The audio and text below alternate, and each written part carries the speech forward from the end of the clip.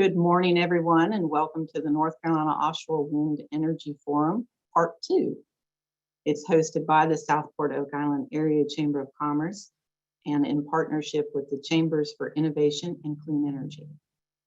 We have a very distinguished panel of guest speakers today who will focus on the economic development and potential business opportunities of clean energy. We ask that you remain silent during the presentations. Put your questions in the chat, and when we get to the questions portion of the program, we will call upon you to ask your questions to the panel. It is my distinct pleasure to introduce you to our moderator for today. That is Susan Munroe from the Chambers for Innovation and Clean Energy, a nationwide network of 1,300 chambers of commerce and economic development organizations. They work with associations to amplify and advance the equitable clean energy economy while highlighting business leadership in the areas of clean energy, climate action, and resilience. Good morning, Susan. Good morning, Karen. Thank you so much for presenting this opportunity for your business members and your elected officials and for all residents of the Oak Island Southport area. Also appreciate you just convening the opportunity to provide just information and education about the opportunities for offshore wind in the area. So we're really excited to be with you all today, and excited to have our panel of speakers as well that will present. We're the first webinar, which Karen has posted, I think, on the Chamber's Facebook page, correct? That we concentrated more on the environmental maybe concerns or issues with offshore wind. We talked about fishing a lot, tourism. We heard from the Block Island Chamber of Commerce, who has kind of been there and done that with offshore wind. Today, we're going to pivot a little bit to talk a little bit more about job creation and the economic development opportunities as well. And we're also going to see some visualizations of what the heck, will we see from the shore and what will that look like? Because I think a lot of people have those questions as well. So we're going to be unveiling some of those visualizations today. But we're really going to get to the heart of what's at stake for North Carolina. And then we're going to even become more specific what might be at stake for Brunswick County, and then we're going to get even more specific. What are the possibilities for Southport area as well? So let's dig in. We have today John Hardin, the Executive Director, State of North Carolina Department of Commerce, Office of Science, Technology, and Innovation. And then we have Katharine Kollins with us today, President of the Southeastern Wind Coalition. And we're also happy to have with us today Colin Kiser, Senior Manager, International Business Development with the Economic Development Partnership of North Carolina. So just a well-rounded group of speakers. So let's get started. Please feel free to enter in any questions that you have into the chat. We'll also be putting in a couple of helpful links for you to follow along and follow up with after this webinar. Karen, anything else you'd like?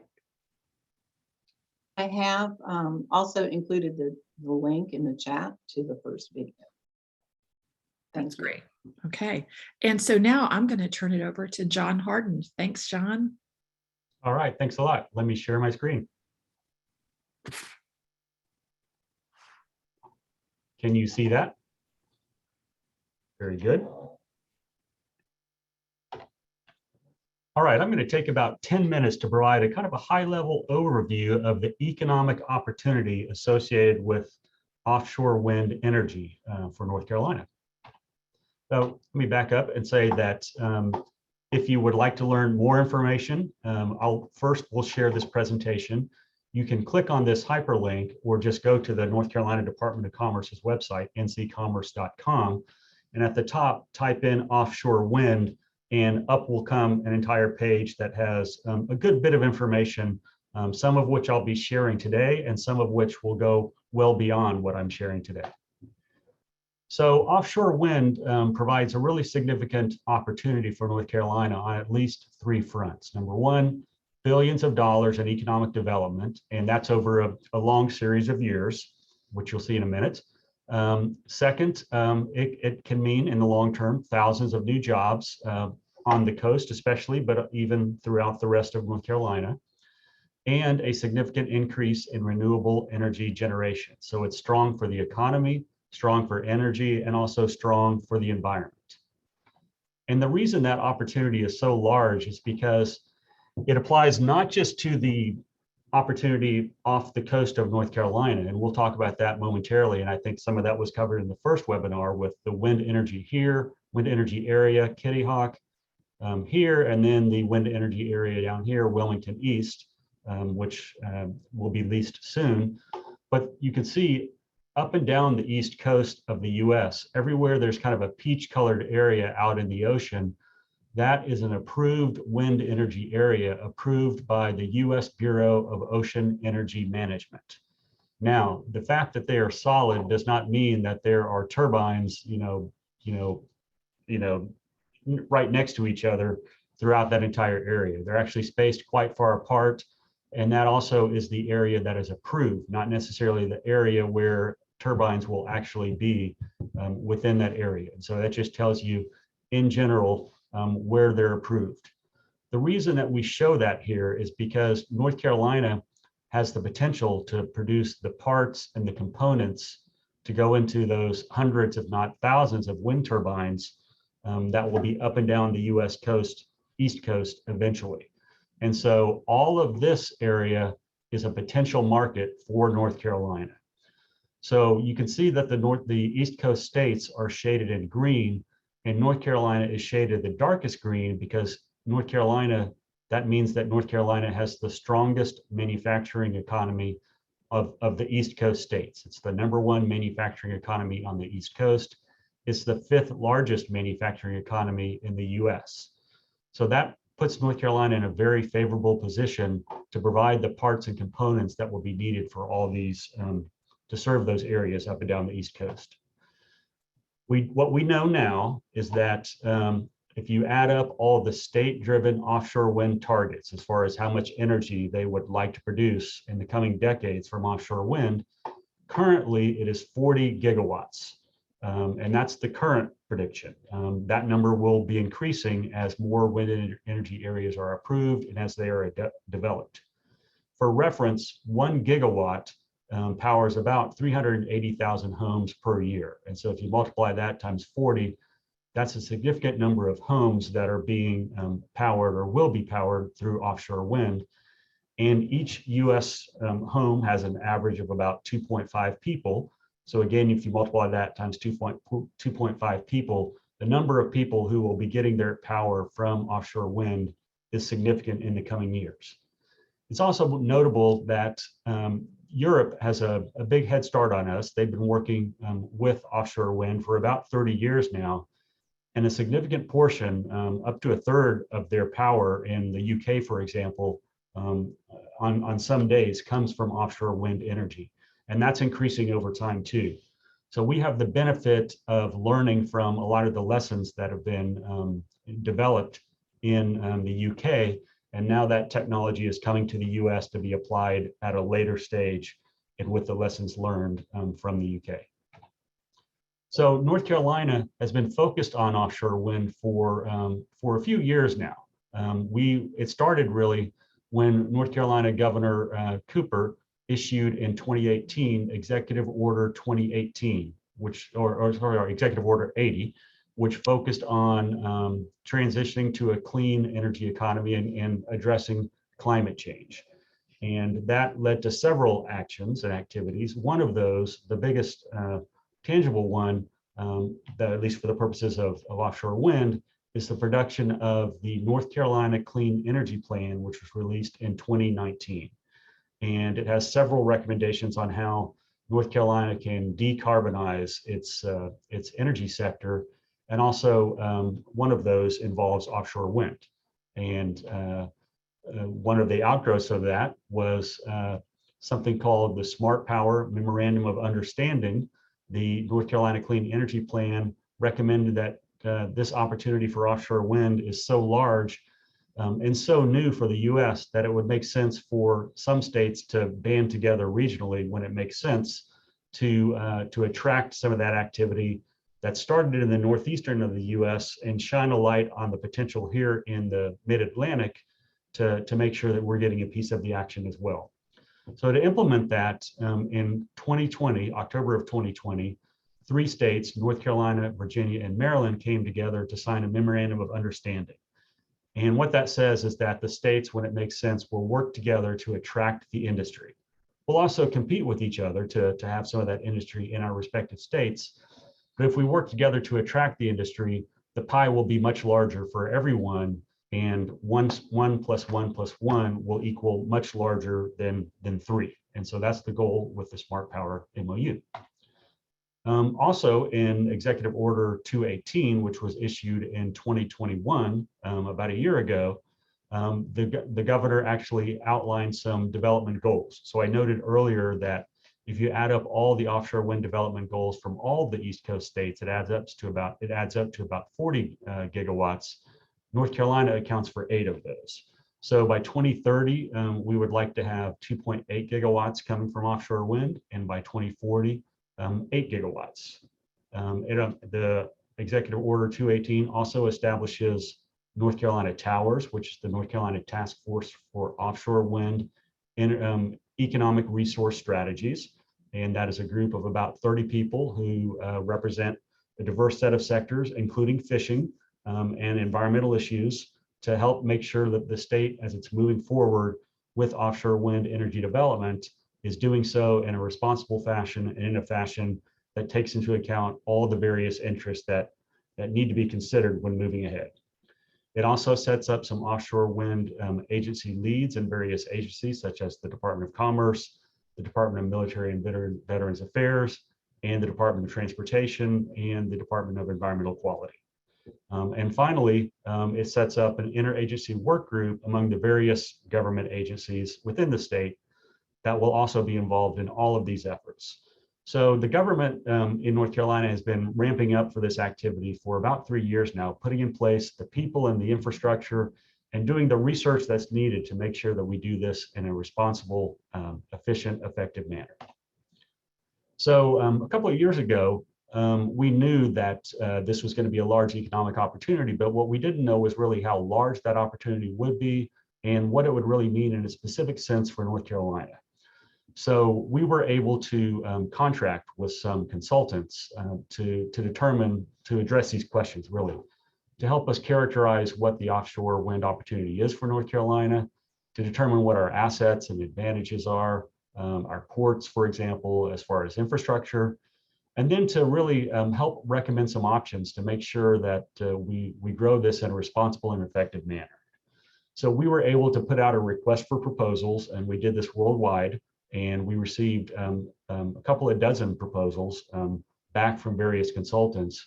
We reviewed all of those with a pretty meticulous review set of criteria, and ultimately selected this team. This team was led by BBG Associates, which is a UK-based firm.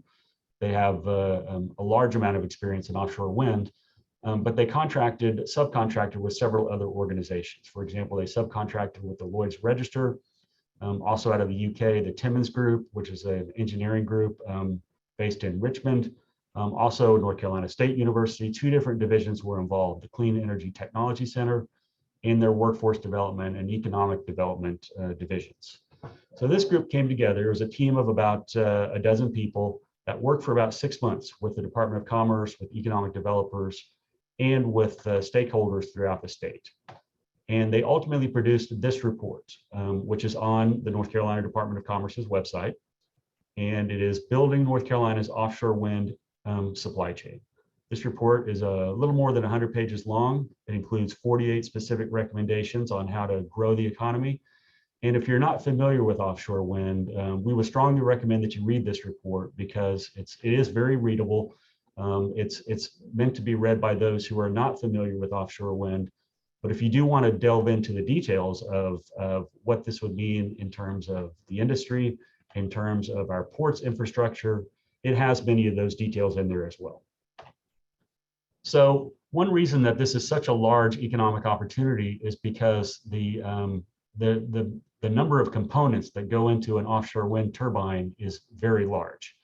We've heard different estimates, but the estimate that I've heard most often is that in something like this, which is the nacelle, which is where the power is generated, combined with the blades, which you'll see in a minute, and the towers and all the other components, there are about 8,000 components that go into a single offshore wind turbine. And those parts and components need to be made somewhere. And we, as the Department of Commerce, would like those parts, as many as possible, to be made in North Carolina, regardless of whether their ultimate end use is off the coast of North Carolina or, the coast of Massachusetts or New York. And so we're gearing up to address some of those manufacturing opportunities. And again, North Carolina has a really strong history in manufacturing. So we just need to take that history and that foundation and apply it to this new emerging sector. This shows you how large those blades are. They're essentially the length of a football field. And that's important because when you have something that large, you can't make it in Oklahoma and ship it, over to the coast, or you can't even make it in Western North Carolina and ship it to the coast.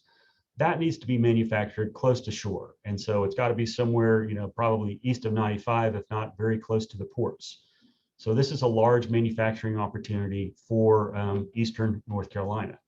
There are also towers, which are very tall and which also need to be made close to the shore. If we go back and look at this, for example, the actual nacelle is very large and it's very difficult to transport that long distances, whether by road or by land. But many of the components that are in there are small enough to be made pretty much anywhere. And so the opportunity for manufacturing runs throughout the entire state, not just the eastern part of the state, although some components will be definitely in the eastern part of the state. So there's a lot going on in this chart, and this chart actually comes from that supply chain assessment that I showed you. So let me reorient this a little bit to show you what's going on. So if we look at it this way, and if you read the text that's in blue, these are all the various, a high-level breakdown of the various components that go into a wind turbine. So if you start at the top, you've got turbine assembly, you've got blades, you've got castings and forgings, and the size of each one of those is really pretty proportional to the share that each one of those activities represents of the whole supply chain for an offshore wind turbine. So for example, the drivetrain you can see is pretty big compared to the other ones, and that's because that requires a significant number of parts. And if you go down the list, you can see that it's a big list of parts and components that make up an offshore wind turbine. So if we reorient this back to how it was, and if you look on the left axis, you can see that all the various states on the East Coast are arrayed there, anywhere from Massachusetts to Rhode Island to Connecticut to New York and all the way down to North Carolina. And in the far left column, what's associated with each of those states is the number of gigawatts that's predicted to be produced from offshore wind from each of those states.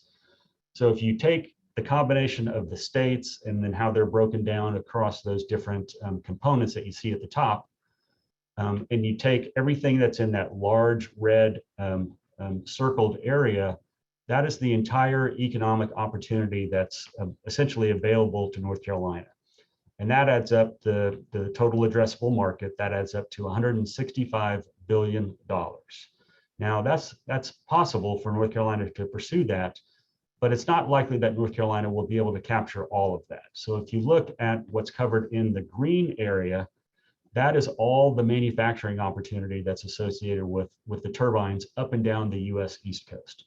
That is accessible to North Carolina if North Carolina is proactive, which we're trying to be, to go after that to capture as much of that market as possible. And that adds up to about $76 billion of the total $165 billion.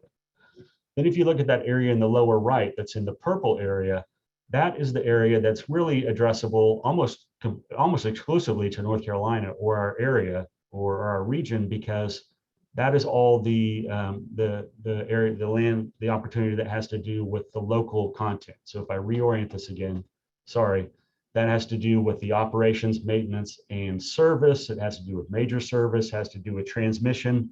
Those are all the ongoing activities that will occur that need to be served from the shoreline, basically, on an ongoing basis for upwards to maybe 30 years. Most offshore wind farms last about 30 years.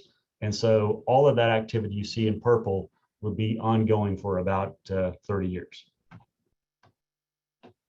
So to try to ramp up and make sure that we are going after this opportunity, on our website, the North Carolina Department of Commerce's website, we have established a North Carolina supply chain directory where any company worldwide or in North Carolina is able to go in there and to enter their information to indicate their interest in entering the offshore wind industry supply chain, and to provide a little information about how they could best serve that.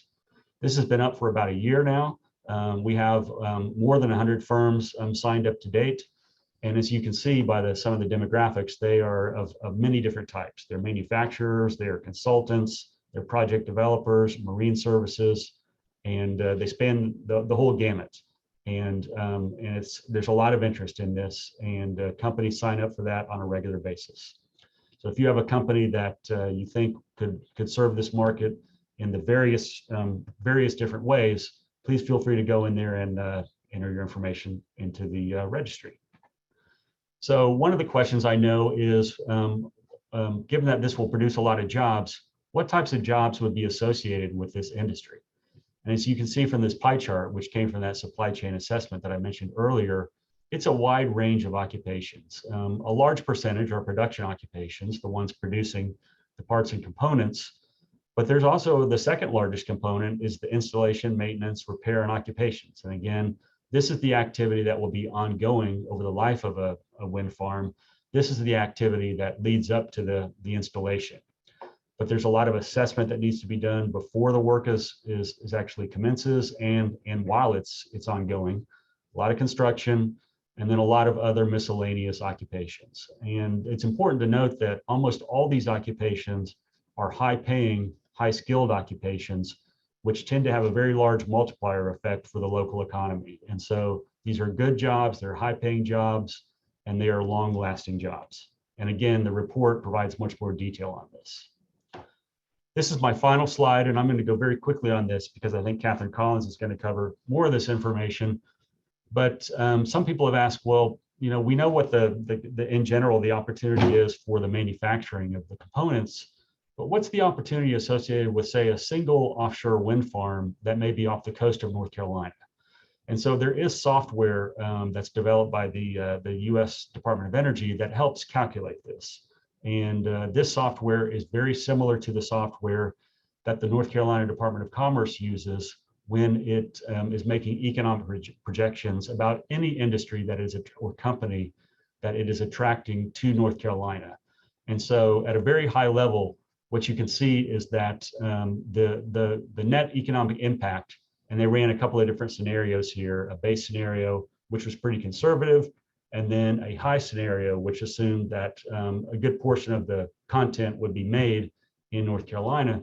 What you can see is the net economic impact, and this is over years, is very large. It's anywhere from 3.7 billion to 4.5 billion. The number of jobs is also large, anywhere from 27,000 to 30,000, depending on whether it's the conservative scenario or the high scenario.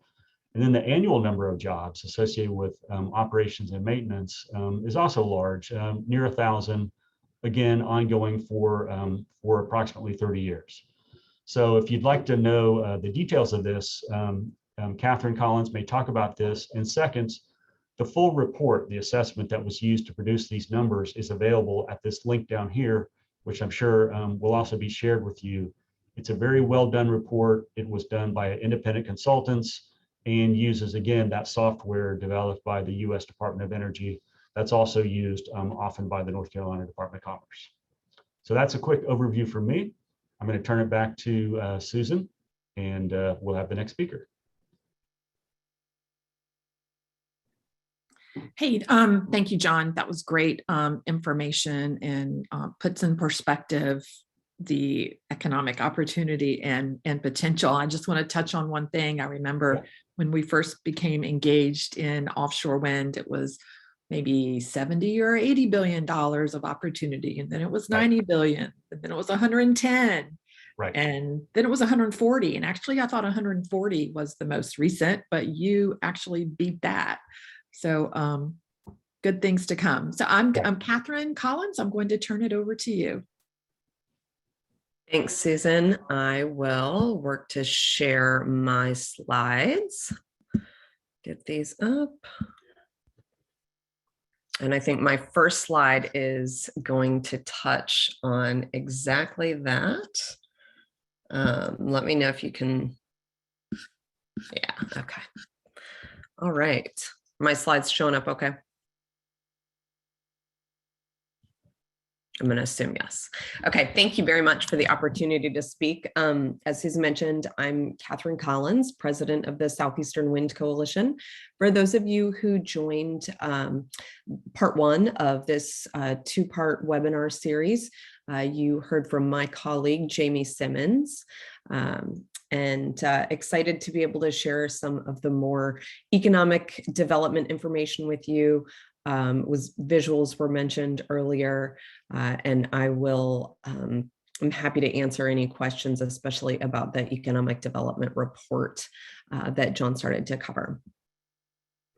So based on what Susan said here, we have the $109 billion industry slide here, and that is 109 billion. Just, you know, as we think about this number going up and up and up, the number continues to increase because more and more states have made firm commitments to develop offshore wind. And I think the 140 plus number also starts to come from states like this 30 gigawatts here that you see on my slide is primarily East Coast development, East Coast of the United States. And then we've got states like California and Hawaii, others making, certainly, you know, Oregon and Washington starting to think about floating wind applications, which is kind of next in generation technology, and just really furthering to increase the opportunity here. I think one other thing to mention about this opportunity and why we call it a once in a generation opportunity is because right now, all of these components are manufactured in Europe and Asia, where we do see existing offshore wind development. So again, you can get a sense here of what that 109 billion encompasses, over 2,000 turbines and towers, 2,000 substation foundations, a lot of cable. There are actually already a number of cable manufacturers that have announced manufacturing operations. One just in our neighbor to the south in South Carolina. There's a company called Nexans that manufactures subsea cable. It's a very specialty cable and again requires some of those jobs be on the water. Substations and then other capital expenditures. So a lot of opportunity and something that we certainly are interested in making sure that North Carolina takes advantage of. One thing I neglected to mention earlier, the Southeastern Wind Coalition, just a very quick little bit about us for those of you who don't know us. We're a 501c3 nonprofit. We are based in North Carolina, but we actually cover an area that goes from Virginia down to Florida and over to Louisiana is our footprint. We work to educate folks on both land-based wind, offshore wind, and the wind industry supply chain. We have a membership base, but we are also funded through a number of foundations that are interested in ensuring that that we've got accurate fact-based messaging around wind being shared with folks who want to learn more. So that's a little bit about the Southeastern Wind Coalition. We are, so as part of our effort to help folks better understand what does wind mean for the state of North Carolina, we conducted an analysis in partnership with E2, another NGO, to look at the economic costs and benefits of a 2.8 gigawatt offshore wind project. So this is the report that John was referencing. A couple of things that I'll mention. I think that the most important thing about this report is that it does take into consideration the fact that there is currently or anticipated to be, I should say, in the 2028, 2030 timeframe, still a small price premium that you would pay for offshore wind.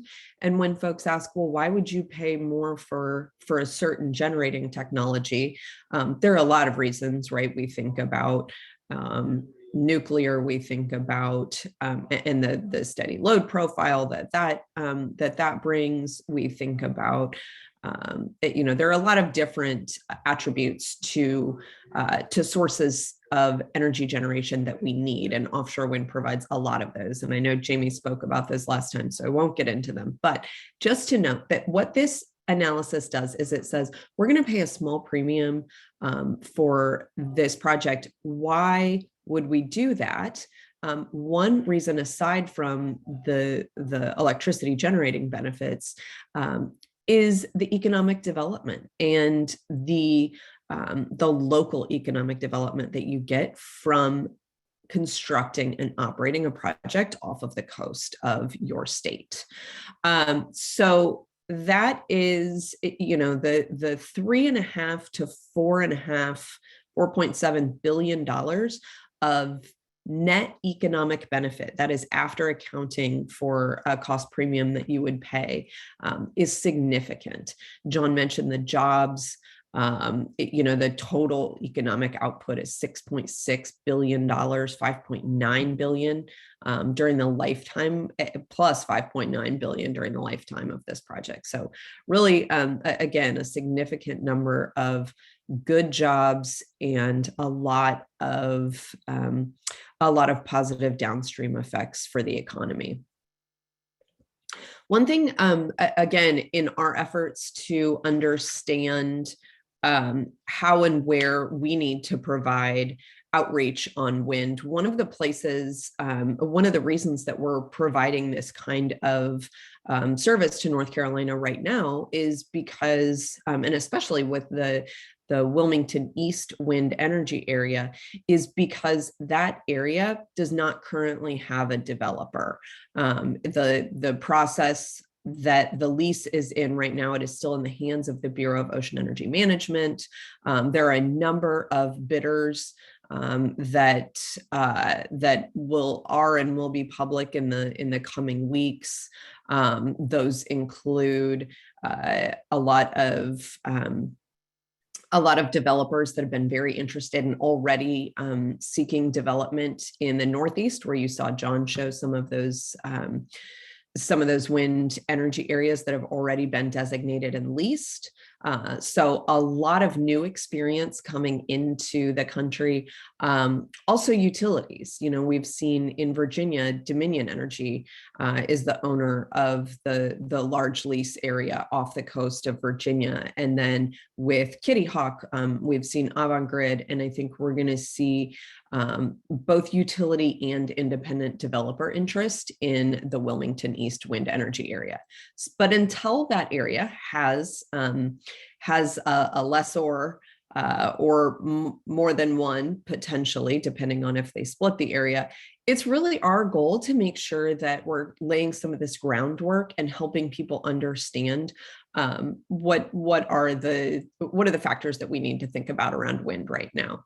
As part of that, we have conducted a couple of polls to see how do voters feel about wind, both across the state and on the coast. And again, I think it's important to note here that there is a lot of support for offshore wind. I think folks understand both the environmental and the economic benefits. 77% voters agree that the primary goal of North Carolina's energy policy should be achieving 100% clean energy.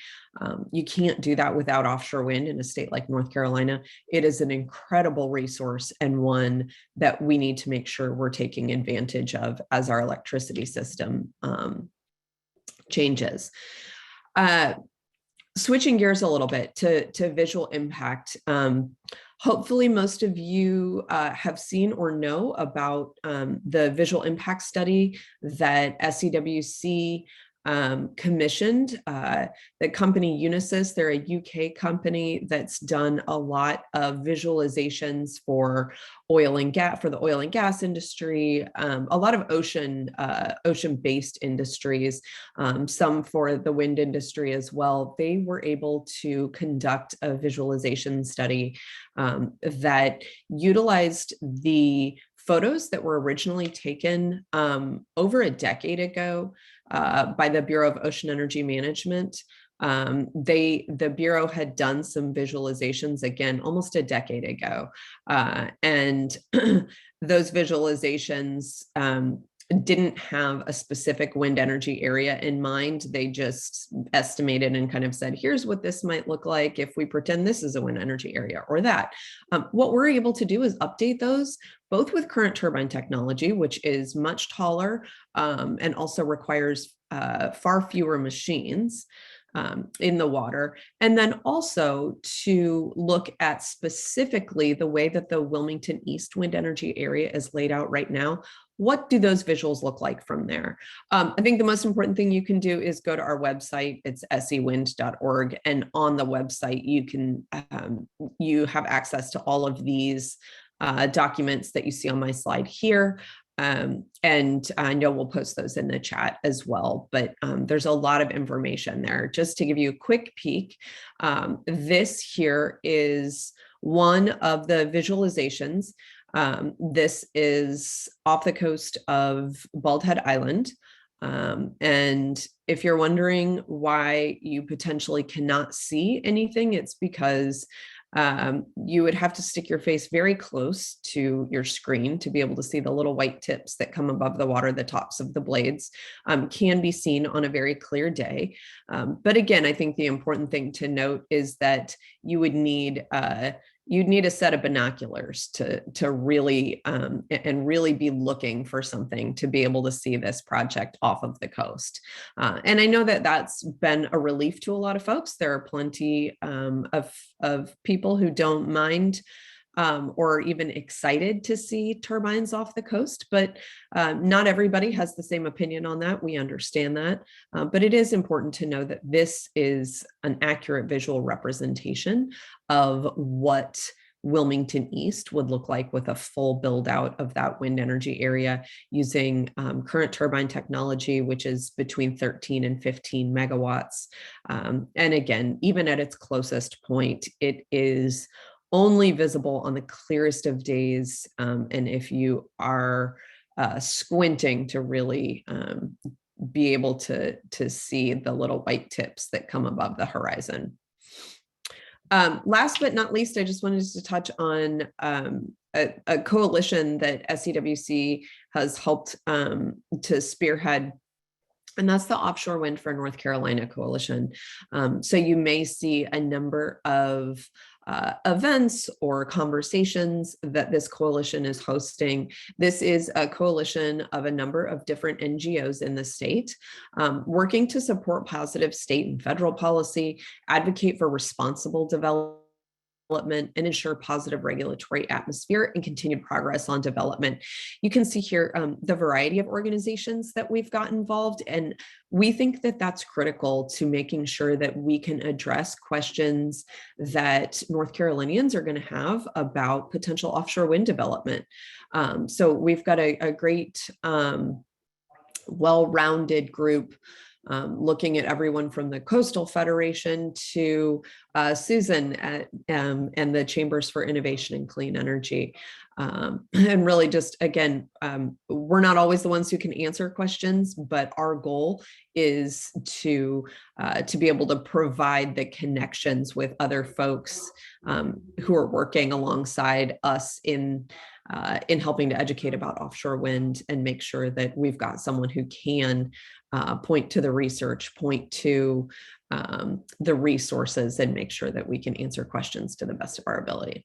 And that is all I have. Thank you. Katharine, thank you so much. We're really building up, and I really look forward to our next speaker.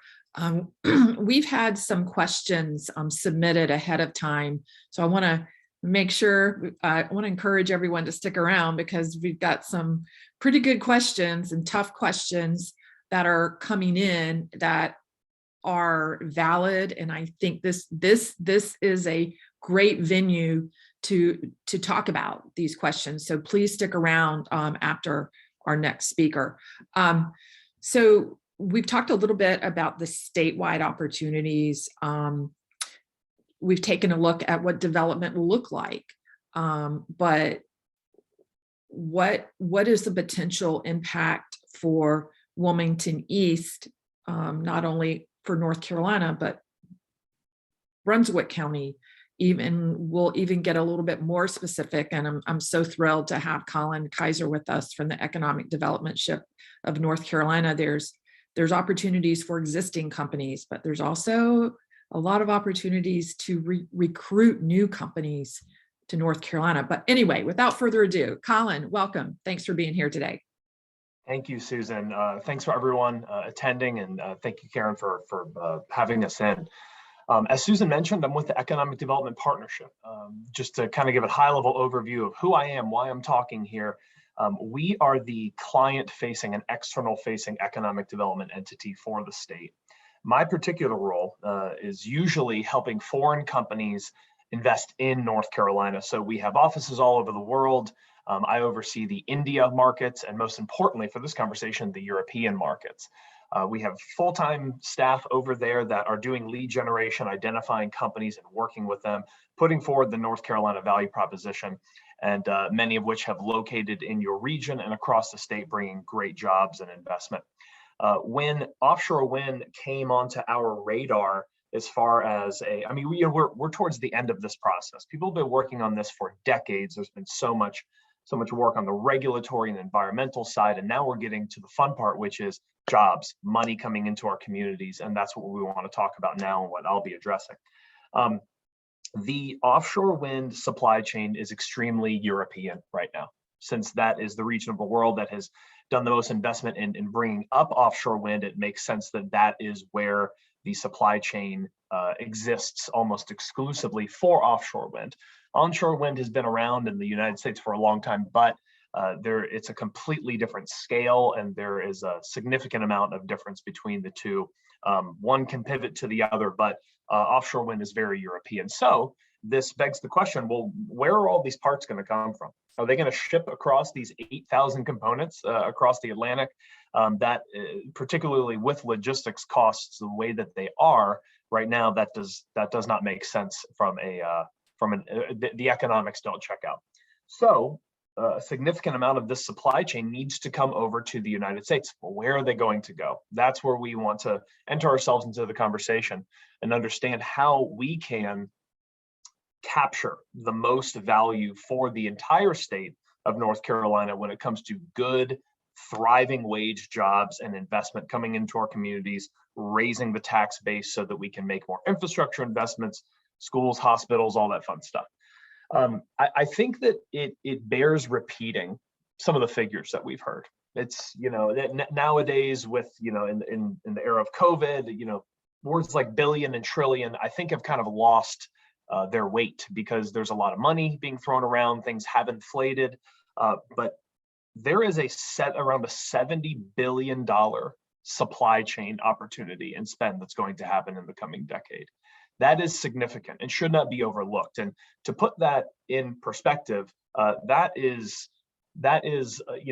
almost a decade worth of investment that goes on in North Carolina for new projects in general or more. So there is a significant amount of money that's coming into the East Coast of the United States. And it really is up for grabs. Who is going to have the right policies? Who has the right industrial ecosystem?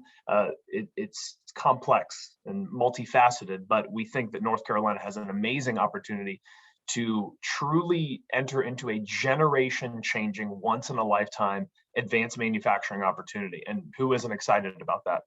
To speak frankly, Eastern North Carolina from Southport all the way up to Elizabeth City has been hit hard in the past few decades, particularly since NAFTA. A lot of the manufacturing jobs that were in our communities either quickly or slowly went away.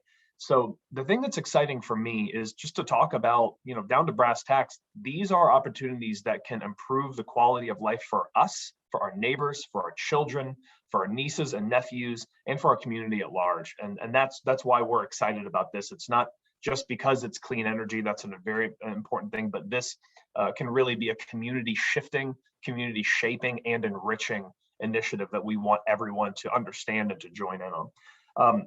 There have been a few watershed moments, I believe, in North Carolina's development into what we now have, which is the largest manufacturing economy and state on the entire East Coast. Some of that was the formation of the Research Triangle Park back in the late 50s. And another one that I'll point to is Governor Jim Hunt deciding to make significant investments in the late 80s into biotechnology. We fast forward now, we've got the largest biologics manufacturing cluster in the entire country. So that doesn't relate to offshore wind, but what I want to drive at is that these types of conversations that we're having right now, hopefully we'll look back in 20 years and say, wow, this worked. Now we've got tens of thousands of jobs in North Carolina that are tied to offshore wind. They're high paying, they're here to stay. So that's what the goal is here. And I really do think that this is a true opportunity. There are no other sectors that are going to invest $70 billion in supply chain in the coming decade. So I think that's why we need to pay attention to it. But let's talk about how this relates to Southport. I want to be frank and honest and recognize that there are concerns, not only with things like viewshed, which I hope that Katharine has kind of quelled those fears, because Wilmington East will essentially not affect the viewshed at all. But in traffic, whether it be truck traffic, boat traffic, I think that as we get deeper into this, we're going to see that this is an excellent opportunity. It's not one, this is not building a port in Southport like has been proposed in the past. This hopefully will be a manufacturing focus. And we want to bring manufacturing jobs into Brunswick County. And let me tell you why. The Southport property that everyone's aware of is undoubtedly the most unique and one of the most valuable potential manufacturing locations on the entire East Coast of the United States. This is not just coming from us. This is coming from developers, consultants, tier ones. It will take a significant amount of money to dredge, to get rail and road infrastructure in there. But the point is, you in your community have an unbelievable, it's a diamond in the rough right there. It's not been touched for a while, it's laid fallow, and there could be a significant region changing initiative to put some manufacturing in there. And this would be manufacturing that would bring in hundreds of high paying jobs, and the majority of the traffic would not be coming in through trucks or through rail or anything significant like that, be going out to sea. And looking forward to South Carolina, I'm sure many are aware, South Carolina's legislature is moving towards commissioning studies and looking at offshore wind. You all are in the belly of the beast right now. You are in a perfect location, not only to serve and to have some of these thousands and thousands of construction jobs that would be in your area, but also for the future development of South Carolina, which the majority of those areas are in the northern part of South Carolina off the coast of Myrtle Beach. So this is not just a Wilmington East look. I want us to step back and realize that this could be something that would be providing construction, manufacturing, and service jobs for decades and decades and decades to come. And that's exciting, and I hope that you all share that excitement. Like I had mentioned, the Southport assets are unique. And I want to address kind of a regional issue here. I know that many times Wilmington tends to get a little more of a look with the port being there, with them having some property and just a little more density there.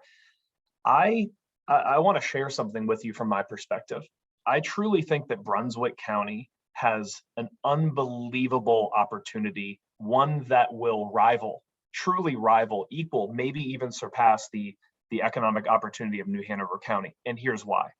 I've already mentioned the Southport property. You've got close to 700 acres of land that has zero draft restriction for going out and serving the entire East Coast with large components.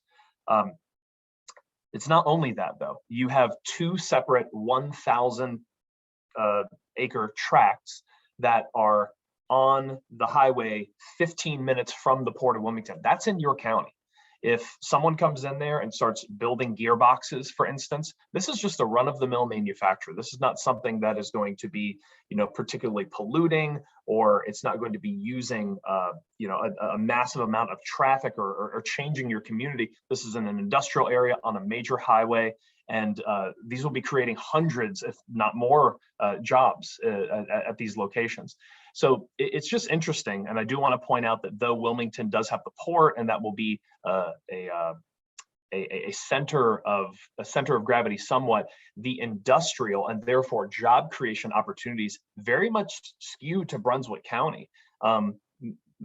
Much of it on the north side of the county, but and I'll get to this in a second. There are significant opportunities for existing companies in the industrial and manufacturing sector, but also in the food, hospitality, service sector. These are the companies that are going to see a massive windfall of the thousands of construction jobs and growth just in long-term manufacturing presence that will hopefully be coming into Brunswick County.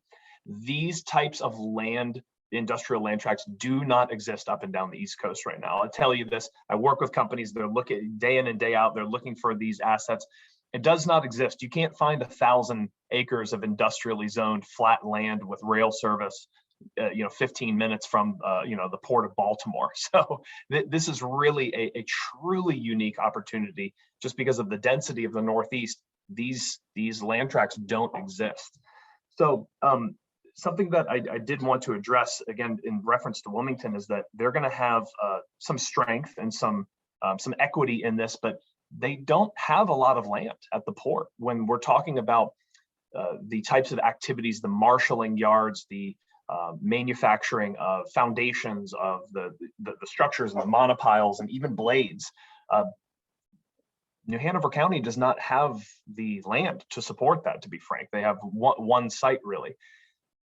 Brunswick County is really a location that we are seeing more interest in from high-tech advanced manufacturers that are not going to be here for 5 or 10 years, but for a very long time. And a reminder that North Carolina, to no fault or thanks of our own, we sit in the middle of the Eastern Seaboard, and we are so well positioned to get large components up and down the East Coast because this $70 billion of supply chain spend that's coming up in the coming 10 years, that's just phase one.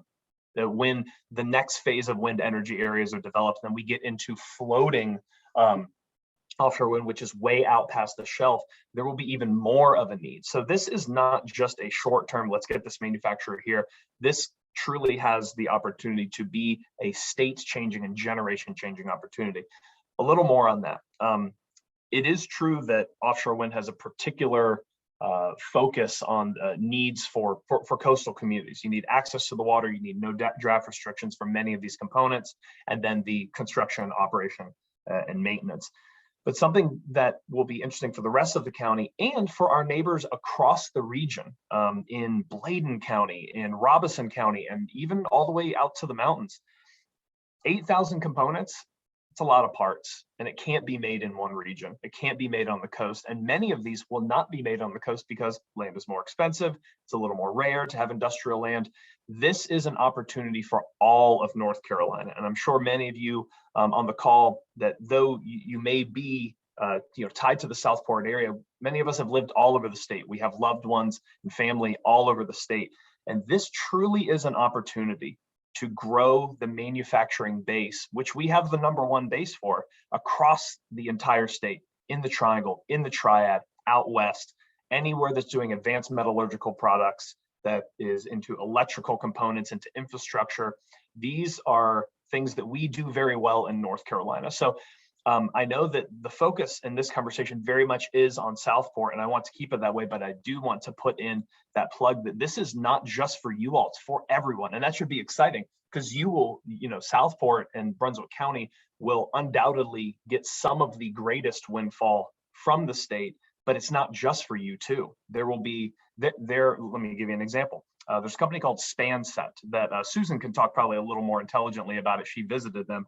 They are, I believe, a Swiss company that has been here in the US for a while, and they are in the textile sector. And you're like, well, what's textiles have to do with offshore wind? Well, they make the gurneys and lifting apparatus to many times for onshore wind in the past, to lift these very heavy parts, to spread out the weight and the distribution, so there's not scratching, there's not denting, there's not deformation of these products as they're being hoisted up into place.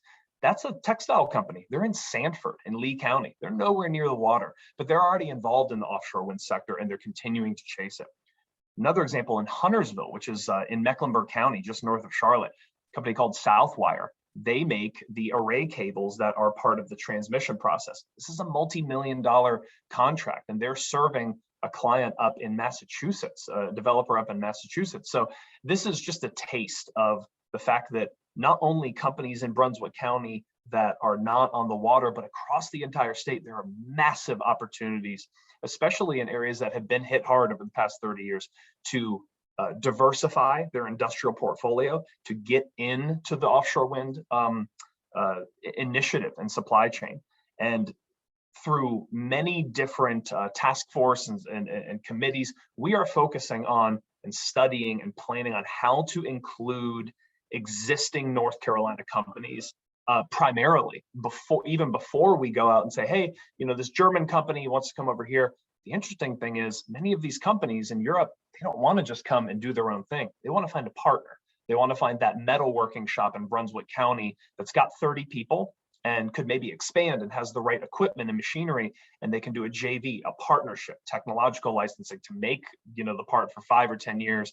And these are massive opportunities. I hear it daily from European companies that they say, we can't just go and make a $30 million facility. We want to find existing companies that have the technical proficiencies, and then we want to build that and bring those opportunities. So I've been talking for a little over 10 minutes now. I've been asked to keep it around that. So I'm sorry it was a little all over the place, but what I just want to sum up, that this is a generation changing opportunity. It very much is once in a lifetime. And we want your input. We want your involvement. We're not scared of hard questions. We want those challenges so that we can make sure that this is an inclusive, intelligent, and well-planned development. But this is exciting, and jobs, investment, $70 billion is up for grabs, y'all. Do you want to get in on it? I think that we could do some really good things for our neighbors and for our families in North Carolina with offshore wind. And thank you to the other speakers and to Karen. This is a really exciting conversation, and we're looking forward to the hard parts of the conversation too. So let it fly if it's out there. We want to have this chat. Thanks, Susan. Back over to you. Hey, I think I'm going to turn it over to Karen. Karen, I know we've had some questions submitted ahead of time. I also have an additional question that came into me. But let's start off kind of in the order we received the question. So I'll turn it over to you. Well, first of all, I'd like to thank the panel and all the guest speakers today. Great information, and it's exciting to hear the excitement of the jobs that could be created by offshore wind. And I know our entrepreneurs out there are already starting to get those wheels a turning on how they can plug in to this new economy in North Carolina. We spoke at length at our last webinar about the impact of offshore wind to the recreational fishing, and we would like to review the steps the state has taken to address concerns to work with the fishing industry to ensure responsible development. Anyone? Jennifer? Katharine? Hi, I'm Jennifer Mundt with the North Carolina Department of Commerce. I'm happy to take a stab at that. And Katharine, if you have anything to add, feel free to weigh in. Thanks, Karen, and everybody with the chamber. Appreciate the opportunity to participate here again this morning. I was with y'all 2 weeks ago, providing a little bit of an overview on the topic. With respect to addressing concerns from the recreational fishing industry, we've been listening and hearing those concerns raised over the past several years and months as we've been leading up to the Wilmington East leasing later this year. We've heard those concerns and we have articulated them to the staff leads at BOEM, who are working up the final details of the final sale notice that will be released in a few weeks, I believe, that will articulate the construct around the leasing of the area specifically. It's my understanding in looking at past lease documents that have been executed with other developers that there are many considerations and stipulations that apply to recreational fisheries and fishing themselves. And so I think we could be pretty well confident that similar restrictions and stipulations will be set forth in the lease document once executed. I would also note that BOEM, in concert with the state and all the other resource agencies that could be implicated by such an activity off the coast, BOEM has to conduct or prepare an environmental document that articulates what the potential impacts of this type of work would have on all manner of natural resources, including fisheries, both recreational and commercial. And BOEM consults with NOAA and the National Marine Fisheries Service to best understand what those potential impacts might be and to identify mitigation and other contingencies that can be adopted to ensure that those impacts are minimal or reduced to the point where those resource agencies are satisfied. And then lastly, I'll note that the process is going to be ongoing and that this is not the last bite at the apple for any of the stakeholders, and that it's intended to be robust and iterative and allows for a lot of comment and feedback and involvement along the way.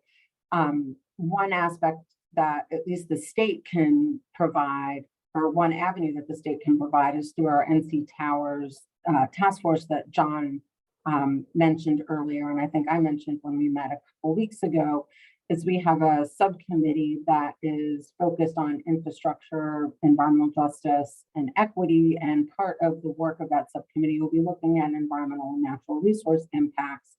And I would note that two of the members of that subcommittee are expert in fisheries. One is the executive director of the North Carolina Fisheries Association, and another is a representative from the North Carolina Department of Environmental Quality's Division of Marine Fisheries.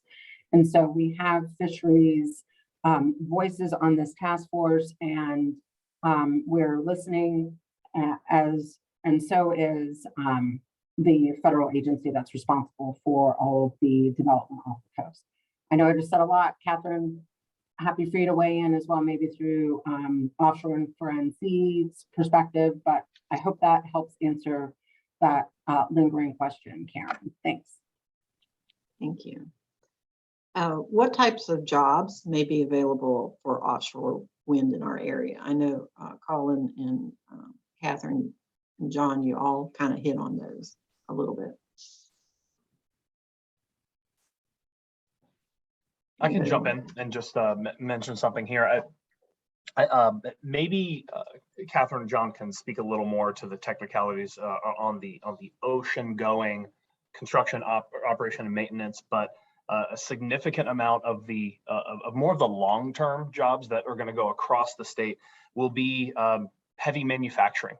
It's going to be working with electrical components, large metallurgical structures, and The good thing is this is not going to change. It's not going to go away. The only thing that will change is demand as offshore wind continues to ramp up, and then floating offshore wind comes along as well.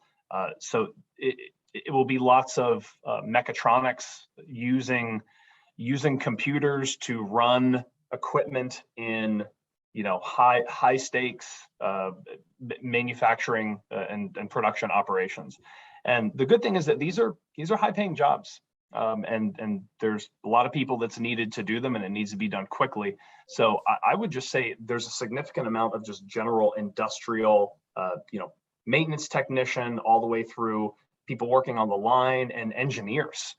So that there will be a significant amount of that across the entire state. Maybe someone else can talk more about the seafaring and seagoing jobs that will be very important, and particularly in this region.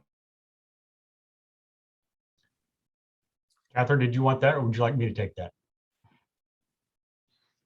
All right, so I am not an expert on the types of jobs that would service the industry ongoing, but I know the number of jobs would be large. And it's in Europe, for example, there are many companies that have traditionally been in the fishing industry or have been in the offshore oil and gas industry that have pivoted the industries as well as the workers to serve the needs of the offshore wind industry. For example, there's ships have to go out on a regular basis to carry the equipment that needs to be installed. It then has to be installed, and then it has to be, when it's ongoing, be maintained on a regular basis. Some of that needs to be done on site. Some of that is done with drones. Some of that is done underwater. Some of that is done above water. So a number of different technical jobs are required in that process. Anyone from people who are driving the boat to safety measures that need to be maintained throughout the process. Some of it has to do with testing and assessment work that needs to be done. We'll do a little homework and provide a little more information on the types of jobs that are involved in that. Thank you.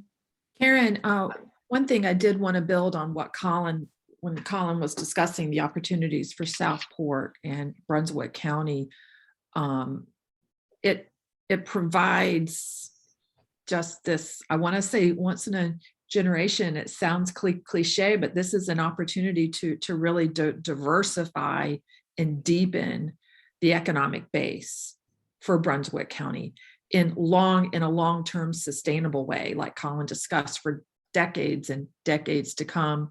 An opportunity that once that was not there, and now it is. So that's I think that's pretty exciting for the economy for Brunswick County. And if I may, to kind of jump around, I know you have some questions. I did want to touch on a question that I had submitted, Colin, and this is going to be for you. Someone asked about, you mentioned like the industrial sites.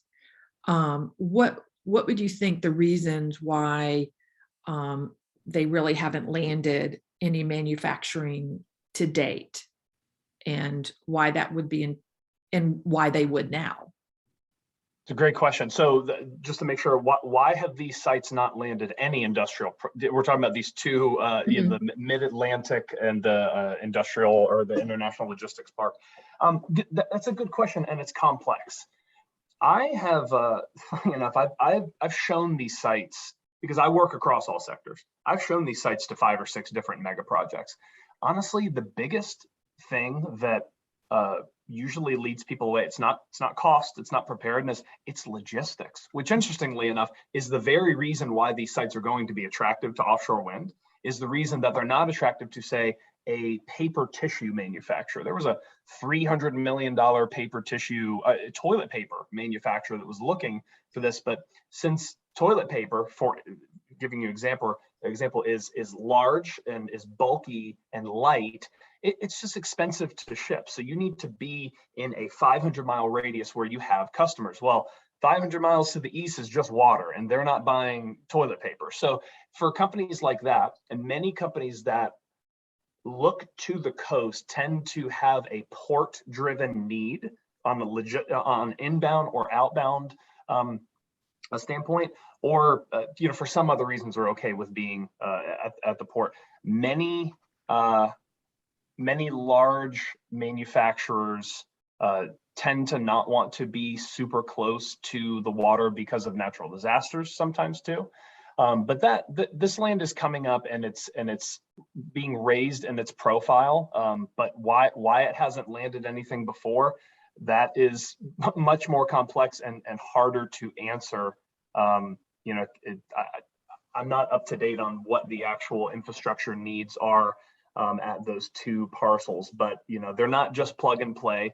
It needs to be graded. It's very expensive, and a large industrial parcel close to the water is always going to take a special user, and it's 15 miles from the port, so that kind of necessitates someone that really needs that type of logistical connectivity. And recently, a lot of the companies that we've been working with on the large side want to be a little more inland and be closer to some large population centers, and Brunswick County is just too close to the water to capture that whole radius. Hope that helps. Thank you. I think I'm going to jump to the chat questions right now. And we have one from Jeffrey Stites, and I think John Hardin has answered it as well, but we'd like to get it on the record per se. Jeffrey's understanding correctly that the electricity generated by offshore wind is more expensive than the current generation method. If so, it is reasonable to expect the efficiency of wind energy to improve in future as technology progresses. John, you want to take that?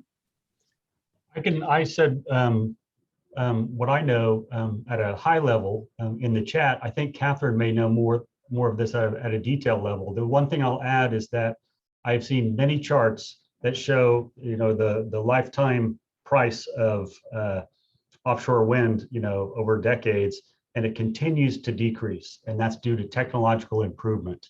And at some point, it is lower than conventional forms of energy. But Katharine may be able to provide more detail. Yeah, no, John is absolutely correct. And you can think about it even in terms of the visualizations. The ones that BOEM conducted a decade ago had, in some cases, 5 megawatt turbines, and now we're talking about 15 megawatt turbines. And that's today's technology. We use, it's called the Annual Technology Baseline, and it is futures produced by the National Renewable Energy Lab, which is part of the Department of Energy. So I can find a link and send those to folks, but they estimate the cost of electricity going forward for all different kinds of generating sources. In addition to technological improvements, I think in the US, one of the biggest improvements is going to be a US-based supply chain. And that is something that every developer talks about. Right now, and Colin mentioned, it's not very efficient to ship parts from Europe. What is efficient is for us to manufacture them here on the East Coast and then install them on the East Coast. So that is expected to drive a significant cost decline for offshore wind. Thank you. Hugh Fosbury has a question about where the lines will come ashore. Yeah, I'm happy to start on that one as well. So for the, I saw something too, maybe about someone was asking, well, I'll save that, but where the lines are going to come ashore. And yes, there's another question about where the electricity is going to be. And I think those can be answered with a similar answer. And it's important to note that the Wilmington East wind energy area has not been leased yet, which means it's still in the hands of the Bureau of Ocean Energy Management. When it is leased, it will be leased to a qualified bidder. Qualified bidders include independent power producers, some of those developers that I was talking about that have formed joint ventures and companies to develop up and down the East Coast, as well as utilities. So, and it really just depends. These go to the highest bidder. So whoever the highest bidder or bidders, if the area is is split into more than one parcel, that bidder and then developer owner will determine what the best routes for cabling are, what the best options for selling the electricity are. But those decisions are years down the road, and they depend on everything from the surveys that are going to be required, the seafloor surveys that are going to be required to determine what the best routing is for those cables. That's an environmental question as well as a cost question. So they've got to figure out, based on the benthic surveys, where they can lay cable without it causing issues. And then in terms of where to sell the electricity, that's the $1 million question always. It requires state level policy usually. That's why Virginia has a really aggressive offshore wind development timeline. They have put into place state level policy that allows for the development and the very near term development of offshore wind. North Carolina, I think, is on that path with some recent policy, looking at how does Duke decarbonize their grid by 2050. And with an interim goal in 2030. And those kinds of things are very, very important to getting a technology like offshore wind installed and generating. But still, there is no buyer for that electricity. There is no talk right now of a buyer for that electricity. So it will be many, many years before we understand, or before even that developer has a firm commitment for likely a state, either North Carolina or South Carolina, to buy that electricity. Thank you. Katharine, I think you bring up a good point in that we are getting a really, really early start on engaging and educating and reaching out to all kinds of stakeholders and anyone else who may be interested. It gives us plenty of time for all of us to do our due diligence, and for our elected officials and for other leaders, just to really take our time and to make sure that we have accurate information. And as well, just like Karen is doing today with the chamber, offering others to have input and to be part of the process. And this isn't like a one and done. There will be many more opportunities along the way to have input. And I know that your local elected officials, Karen, are very involved in this right now. And I think they are also engaged and understand even more so now that, we can take a breath and just take our time and to make sure that we have the best and accurate information, and that we have plenty of time to be part of the process. Thank you. Ryan Jordan, he's wanting to know, can Wilmington's port handle the logistics needed, or will it have to become larger ports like Norfolk or Charleston due to the limited rail accessibility and overall port size? I can address that, Karen.